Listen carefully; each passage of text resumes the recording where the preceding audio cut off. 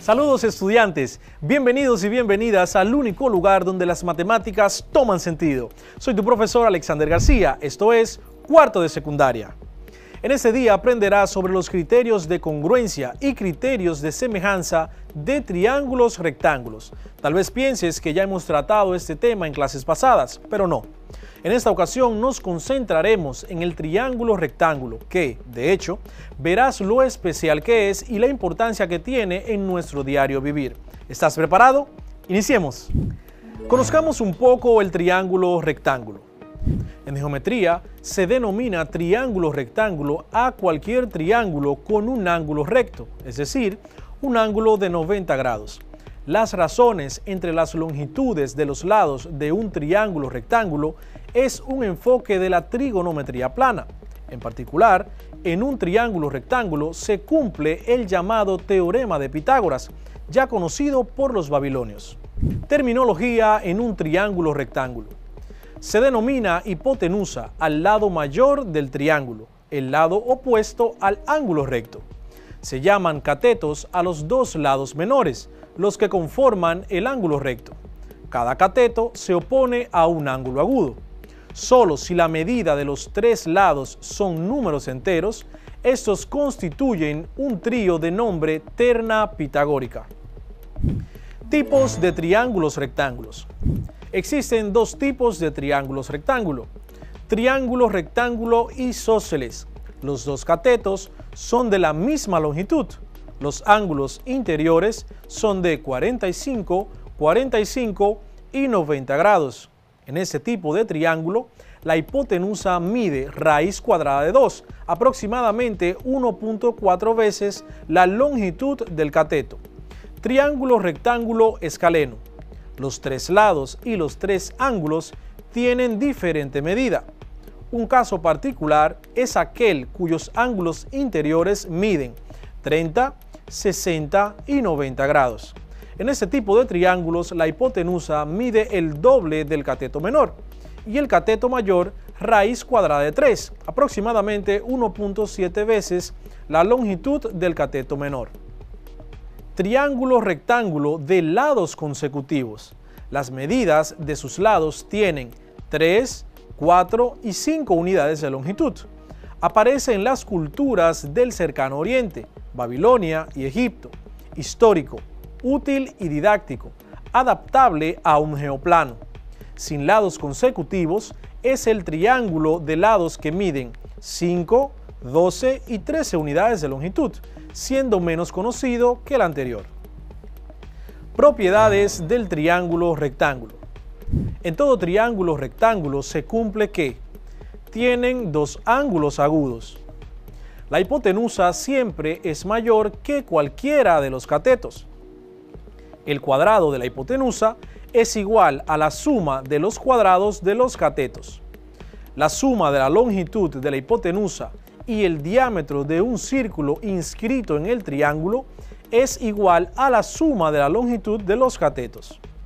Para efectos de área, un cateto cualquiera puede considerarse como base y el otro cateto como altura. La mediana de la hipotenusa descompone un triángulo rectángulo escaleno en dos triángulos, uno obtusángulo y uno acutángulo, no congruentes pero sí equivalentes.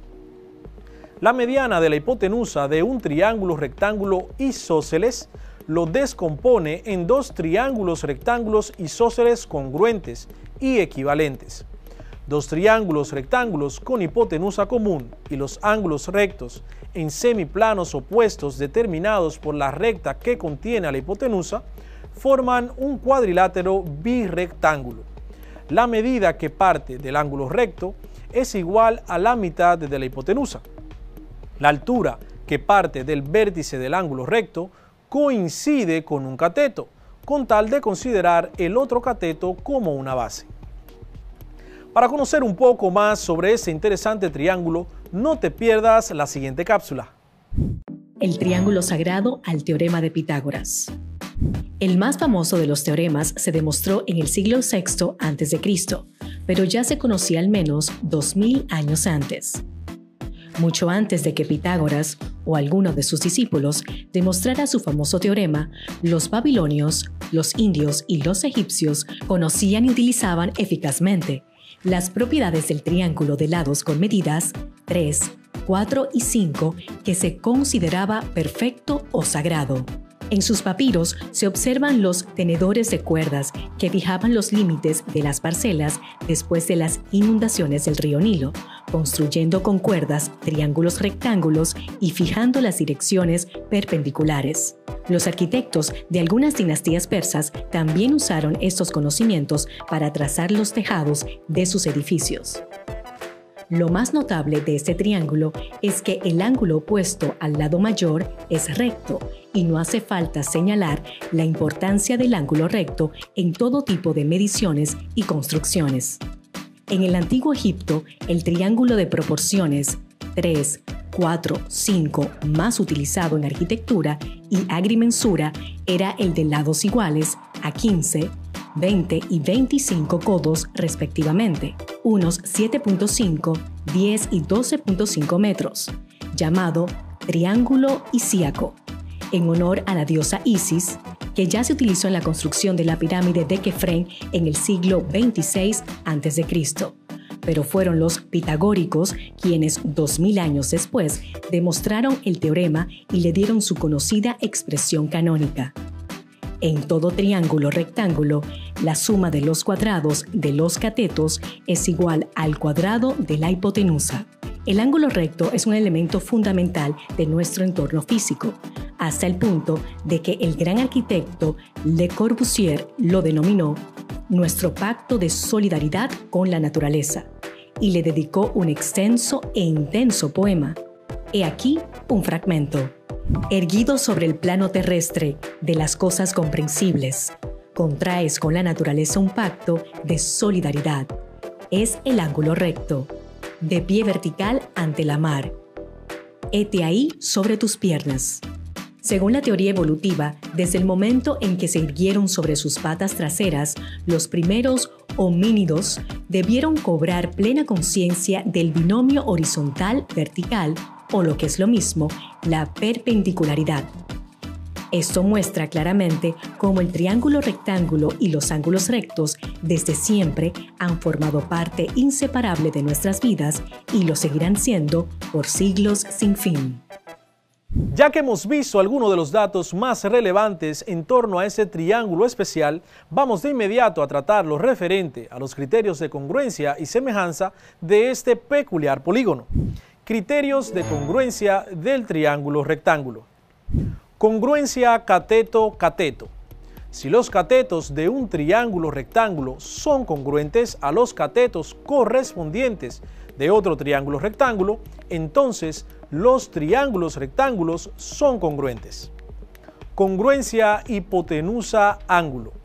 Si la hipotenusa de un ángulo agudo de un triángulo rectángulo son congruentes a la hipotenusa y al ángulo agudo correspondiente de otro triángulo rectángulo, entonces los triángulos son congruentes.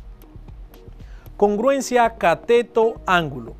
Si un cateto y un ángulo agudo de un triángulo rectángulo son congruentes a un cateto y al ángulo agudo correspondiente de otro triángulo rectángulo, entonces los triángulos son congruentes.